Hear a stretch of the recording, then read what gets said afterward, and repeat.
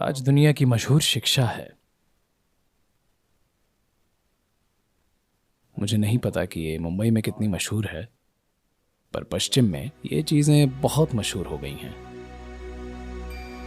कोई आपसे कहता है इस पल में जियो, कोई आपसे कहता है बस छोड़ दो सब ठीक हो जाएगा।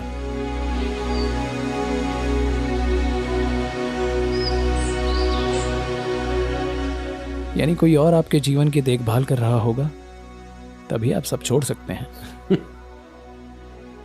कोई आपसे कहता है एक बार में बस एक काम करें, ऐसे नहीं। देखिए, ये सभी पिछड़ी हुई शिक्षाएं हैं। यानी इनमें से एक दो को देखें, आप छोड़ ही क्या सकते हैं, मुझे बताएं। सब कहते हैं बस छोड़ दो, भगवान करेंगे। Well, life has not really gotten you yet. That's why you're talking this language. खैर, जीवन ने अभी तक आपको झकझोड़ा नहीं है, तभी आप ऐसी भाषा बोल रहे हैं। आप सपनों की दुनिया में जी रहे हैं। जब जीवन वाकई झटका दे, तब आपको पता चलेगा कि आप कुछ छोड़ नहीं सकते, आपको मैनेज करना होगा। आज आप अपना बिजनेस छोड़ दें, देखें क्या होता है, या कुछ नौटंकी करके देखें। आज गाड़ी चलाते समय बस छोड़ दें। लगता है कई लोग छोड़ चुके हैं। बस छोड़ कर देखिए, या तो आप मरेंगे या कोई और। अब ये लोकप्रिय शिक्षाएं जो दुर्भाग्य से लोकप्रिय हो गई हैं, इन्होंने मानवता को बड़े पैमाने पर बिगाड़ा है। मुझे हाल ही में अमेरिका में एक समूह मिला। वे कट्टर इसी पल में जियो वाले लोग थे। मैं आपसे पूछ रहा हूं, क्या आप कहीं और हो सकते हैं? मुझे कहीं और रहकर दिखाइए प्लीज। क्या आप में से कोई इस पल के अलावा कहीं और हो सकता है? मैं पूछ रहा हूं। आप हो सकते हैं? क्या आप अभी यहां के अलावा कहीं और हो सकते हैं? नहीं? फिर आपको ऐसी शिक्षा क्यों चाहिए? वे आपको बताने की कोशिश कर रहे हैं कि बीते हुए या आने वाले कल के बारे में मत सोचिए। ऐसा होगा अगर हम आपका आधा दिमाग निकाल दें। अगर मैं आपका आधा दिमाग निकाल दूं तो आप बीते हुए या आने वाले कल के बारे में सोच पाएंगे। बस इस पल में जियो।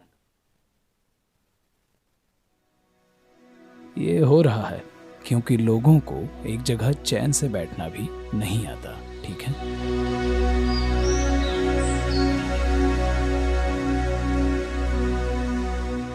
तो लोग ऐसे उपाय खोज रहे हैं। शंकरन पिल्लई ने अमेरिका में एक फार्मेसी खोली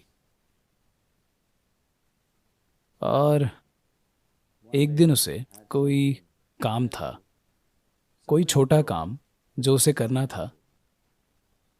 तो उसने अपने किशोर बेटे से कहा, प्लीज 1 घंटे के लिए दुकान की देखभाल करो, मैं आता हूं।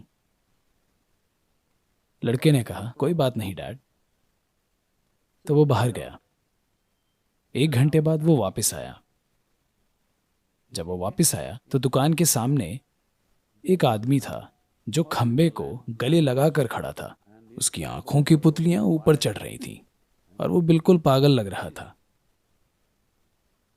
शंकरन ने उसे देखा कि वो आदमी दुकान में जाना चाहता है या दुकान से आ रहा है, कुछ पता नहीं। तो उसने उसे देखा और अंदर जाकर अपने बेटे से पूछा, वो आदमी कौन है जो इस तरह खंबे को गले लगा रहा है? क्या वो हमारा कस्टमर है? लड़के ने कहा, हाँ डैड, वो हमारा कस्टमर है। तुमने उसे क्या दिया? ओह, उसे काली खांसी थी, तो मैंने उसे जुलाब की दवाई दी और उसे यहीं पर गोलियां खिला दी, सारी गोलियां। उसने कहा, क्या काली खांसी के लिए तुमने उसे जुलाब की दवाई दी? क्यों? अरे डैड, उसे देखिए, क्या अब उसमें खांसने की हिम्मत है?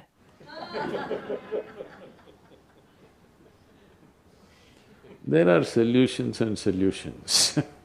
But is it really a solution? That's a question.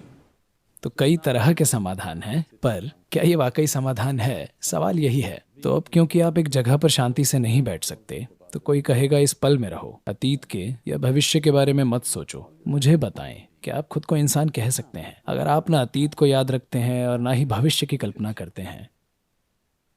क्या आप एक पूर्ण जीवन हो सकते हैं, मैं पूछ रहा हूँ। आप एवोल्यूशन के स्तर में पीछे जाना चाहते हैं क्योंकि आप अपनी बुद्धि को संभालना नहीं जानते। यही मनुष्य की सबसे बड़ी समस्या है। उनकी बस यही समस्या है। आप इसे हजारों नाम दे सकते हैं। But the only problem is you do not know how to handle your own intelligence, isn't it? पर इकलौती समस्या ये है कि आप अपनी बुद्धि संभालना नहीं जानते, है ना? आप देखेंगे अगर हम आपका आधा दिमाग निकाल दें तो आप शांत हो जाएंगे, हाँ या ना? पर मैं पूछ रहा हूँ, क्या ये कोई समाधान है?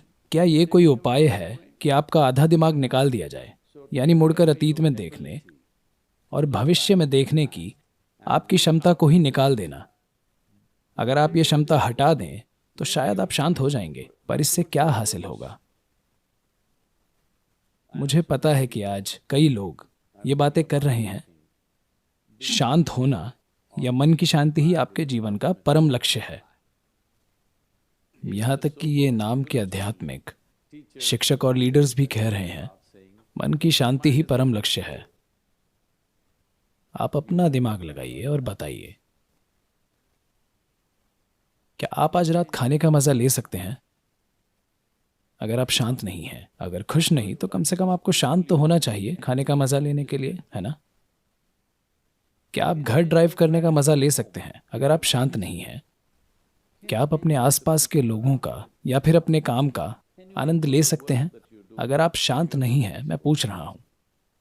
अगर आप खुश या आनंदित नहीं हैं तो आप कम से कम शांत तो हो, है ना? तो मैं आपसे पूछ रहा हूं, क्या यह जीवन की बुनियादी जरूरत है या ये जीवन का परम लक्ष्य है? ये सबसे बुनियादी जरूरत है। पर अब लोग शांति को स्वर्ग भेज रहे हैं, कह रहे हैं शांति जीवन का परम लक्ष्य है। ऐसे लोगों को कब्र में ही शांति मिलेगी।